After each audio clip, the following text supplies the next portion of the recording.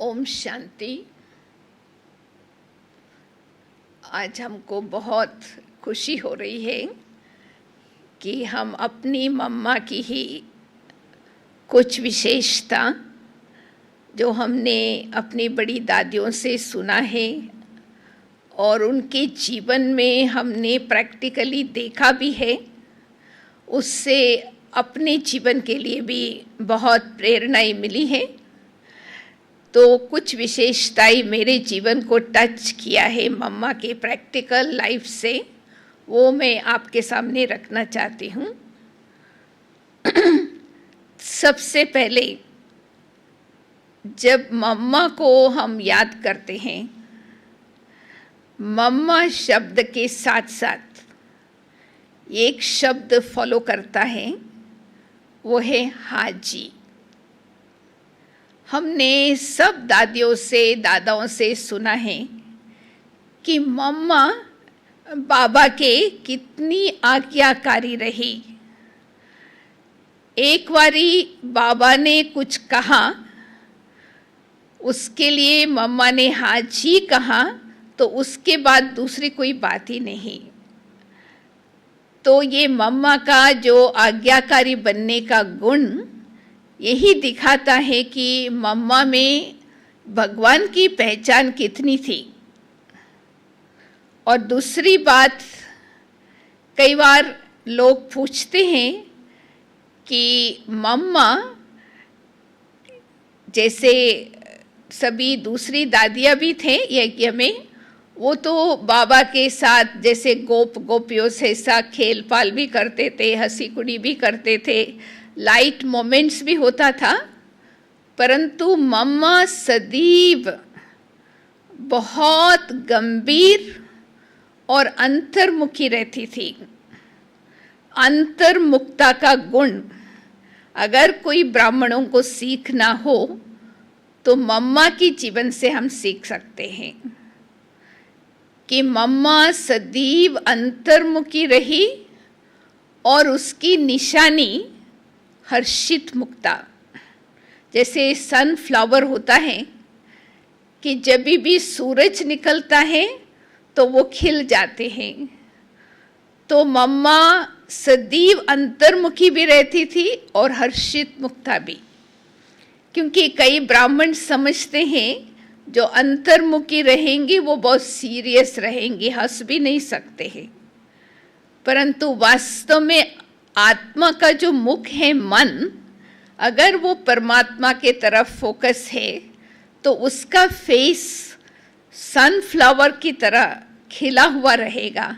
ये मम्मा की जीवन से हम सभी ने देखा।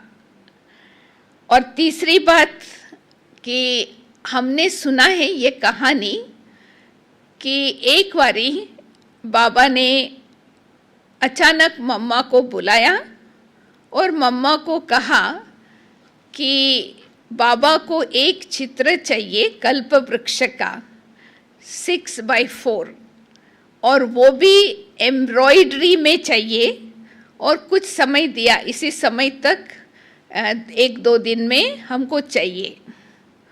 तो मम्मा ने फौरन ही बाबा को कहा हाजी।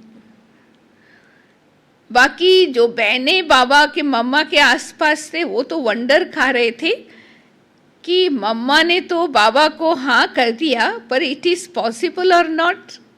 इतनी बड़ा चित्र और एम्ब्रॉयडरी में इतने कम समय में हो सकता है? तो फिर उसके बाद सभी बहनें मम्मा के पास गए, मम्मा को कहा मम्मा ये कैसा हो सकता है इतने थोड़े समय में? तो मम्मा ने बहुत अच्छी बात बताई। मम्मा ने कहा कि हमको ये काम किसने दिया है? भगवान ने कहा है कि तुमको ये करना है। अगर कोई भगवान कहता है तुमको ये करना है, मीन्स ये हुआ ही पड़ा है, हमको दूसरा सोचने की बात ही नहीं है। यानी मम्मा को बाबा में इतना विश्वास था, तो बाबा ने कहा मीन्स हुआ पड़ा है, तो वो निश्चय के आधार से मम्मा ने हाँ किया। और सचमुच मम्मा को ऐसे सहयोग भी मिले और जिस समय जिस दिन बाबा चाहते थे वो चित्र बाबा के हाथ में दिया। तो ये हमको बहुत अच्छा लगता है मम्मा की धारणा कि बाबा में कितना विश्वास था, तो कभी दूसरा विचार आया ही नहीं कि ये कैसे हो सकता। और एक बारी हमने सुना है कि यज्ञ में कई बातें होती थी। कभी बाबा मम्मा को बहुत महिमा भी करते थे और कई बार बाबा शिक्षा भी देते थे क्लास में ही सबके सामने, ऐसा कोई छिपा करके अलग प्राइवेट नहीं।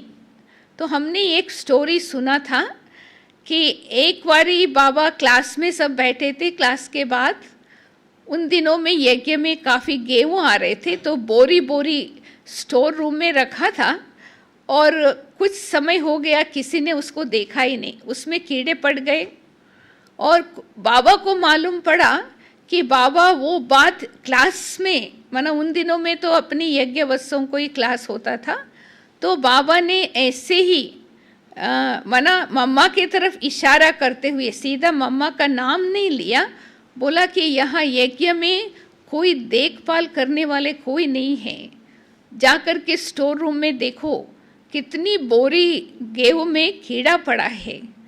तो उसको सुनकर के बाकी सभी बहनों को दिल खा रहा था कि अरे भाई ये तो हम लोगों का काम है, परंतु बाबा मम्मा के तरफ इशारा दे रहा है।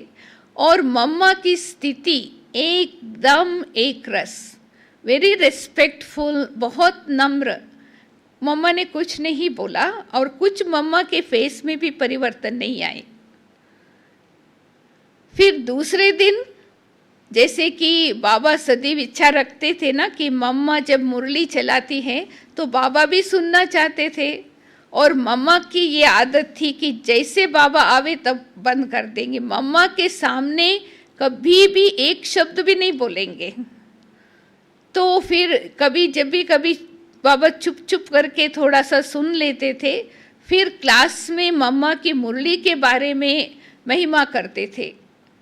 तभी भी मम्मा की स्थिति देखो सेम, यानी मम्मा अपनी अंदर की स्थिति का बैलेंस पहले से ही रखा था कि इसलिए ना महिमा में खुश होते थे, ना कोई क्रिटिसाइज करे उसमें दुख होता था। ये भी विशेषता जब हमने सुना तो हम अपने आप को ही चेक करके देखते हैं नो, कोई अगर हमारे तरफ इशारा करते कब हमारी जिम्मेवारी नहीं भी हो तो भी हमको फीलिंग होता है ना कि हमारे तरफ क्यों इशारा कर रहे हैं, ये तो हमारी जिम्मेवारी है नहीं। परंतु मम्मा ने समझा कि ये मेरी जिम्मेवारी है, क्योंकि यज्ञ मदर है तो हमको करना चाहिए। और हमने भी सुना है कि यज्ञ में जब माउंट आबू में आए तो बाबा सब कुछ काम भी करते थे और बच्चों के साथ खेल पाल भी करते थे। बैडमिंटन कोर्ट था, तो कई बार मम्मा और बाबा दो ग्रुप बन देते थे, मम्मा की ग्रुप अलग, बाबा की ग्रुप अलग।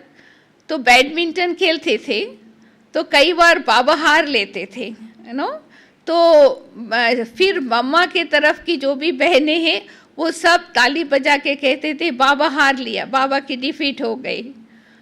तो मम्मा उसी समय बहनों को इशारा करके चुप करते थे कि किसके साथ आप खेल रहे हो, याद है? क्योंकि बाबा कहते ना मैं आपके साथ खेल सकता हूं पर खा नहीं सकता। तो मम्मा को खेल पाल करते हुए भी ये याद रहता था मैं किसके साथ खेल रही हूं, बाकी बच्चों को तो भूल जाते थे। तो इससे हम समझ सकते कि मम्मा का बाबा के साथ बुद्धि योग कितना निरंतर रहा, तो कभी मम्मा बाबा को भूले ही नहीं।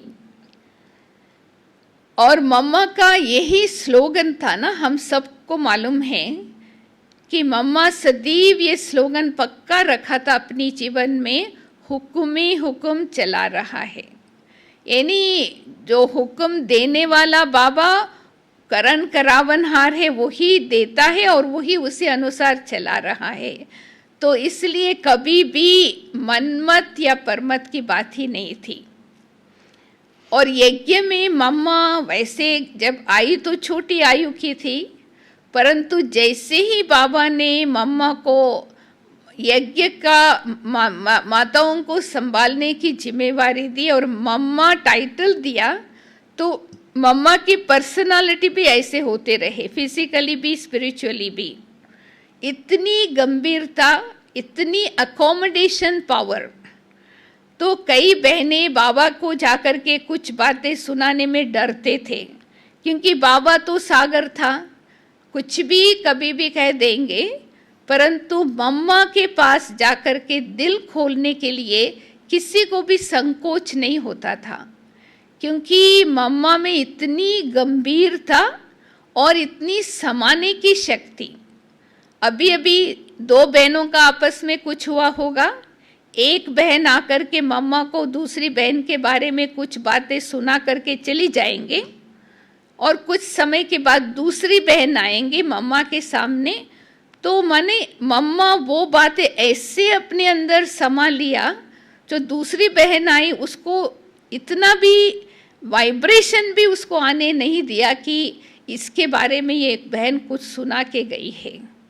तो कॉन्फिडेंशियल, जैसे कॉन्फिडेंशियल कोई बात सुनाते हैं तो कॉन्फिडेंशियल भी होता था और समाने की शक्ति। इसलिए यज्ञ में सभी बहनों को मम्मा को सुनाने में कोई संकोच नहीं होता था। यानी इतनी छोटी आयु में भी मम्मा के जीवन में इतनी गंभीरता थी। एक और टीचिंग्स मम्मा की हमको बहुत अच्छी लगती, दादी जान की बार बार हम लोगों को याद दिलाती थी कि जब भी आपको कोई शिक्षा देवे तो आप उसको इनकार नहीं करो, रेफ्यूज नहीं करो। भले आपकी भूल नहीं है, कभी कभी हमारी भूल नहीं होता है, परंतु हमको उसकी करेक्शन के लिए शिक्षा मिलती है तो थोड़ा सा फीलिंग तो आता है ना, मैंने तो किया ही नहीं, मेरे को क्यों कहा जा रहा है। तो मम्मा ने ये कहा कि कभी भी ये नहीं सोचो कि मैंने नहीं किया कि मेरे ऊपर क्यों आरोप लग रहा है, परंतु उसको संभाल के रखो, टीचिंग्स को संभाल के रखो, आज नहीं तो कल आपको काम में आएगा। और दूसरा, जो टीचिंग देने वाले हैं वो आपके लिए ओपन रहेंगे आपको कुछ भी कहने के लिए, तो इसलिए आपकी उन्नति होती रहेंगी।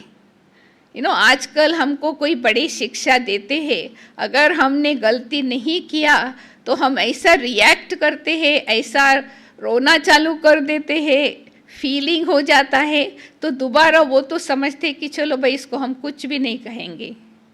तो आजकल हमने देखा है कि बड़े किसी को कुछ कहते नहीं हैं, क्योंकि हम सभी में मैं समझती हूँ कि वो समान नहीं है और वो स्वीकार करने की शक्ति नहीं है। तो मम्मा से हमने ये भी सीखा कि जब भी हमको कोई शिक्षा मिले उसको स्वीकार करना और आगे के लिए कभी काम में आएगा। और दो बातें मम्मा कहती थी कि उन 1936 में मुझे दादी हृदय पुष्पा उसके साथ जब हम रहती थी, मम्मा की बहुत कहानियाँ सुनाती थी, उसमें ये भी सुनाती थी कि इन आँखों से जो कुछ आप देखते हो ऐसे समझो ये विनाश हुआ ही पड़ा है, क्योंकि ये कोई भी भौतिक चीज़ें हैं उसका कोई फाउंडेशन नहीं है, आधार नहीं है। अगर इसको हम आधार बना करके चलेंगे, जो फाउंडेशन ही नहीं है, तो हम गिर जाएंगे।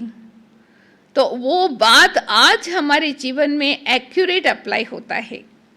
तो हमको ये धारणा बहुत ज़रूरी है, अगर साधना करना है तो जो भी इन आंखों से हम देखते हैं उसको ऐसे ही समझे इसका कोई फाउंडेशन ही नहीं है, विनाश होने वाला है। तो इसलिए क्यों नहीं एक बल और एक भरोसे पर हम चलते रहें। तो लास्ट में हम ये भी शेयर करना चाहती हूँ, ये वैसे वर्तमान समय के साथ ही संबंध रखता है कि मम्मा उन दिनों में ही कहती थी कि हर घड़ी को, हर श्वास को अंतिम घड़ी, अंतिम श्वास समझो, क्योंकि तभी हमारे अंत मते सोगति होंगे। क्योंकि हमको पता नहीं है कौन सा हमारा अंतिम श्वास है, कौन सा हमारा अंतिम घड़ी है। तो अगर अभी भी अगर हम ये लक्ष्य रखें कि हमारा हर श्वास अंतिम श्वास है, तो हम श्वासों श्वास बाबा को याद करते रहेंगे तो अंत मते सोगति हो जाएंगे। बाकी पुरुषार्थ के लिए मम्मा की डेफिनेशन यही था, सिंपल डेफिनेशन।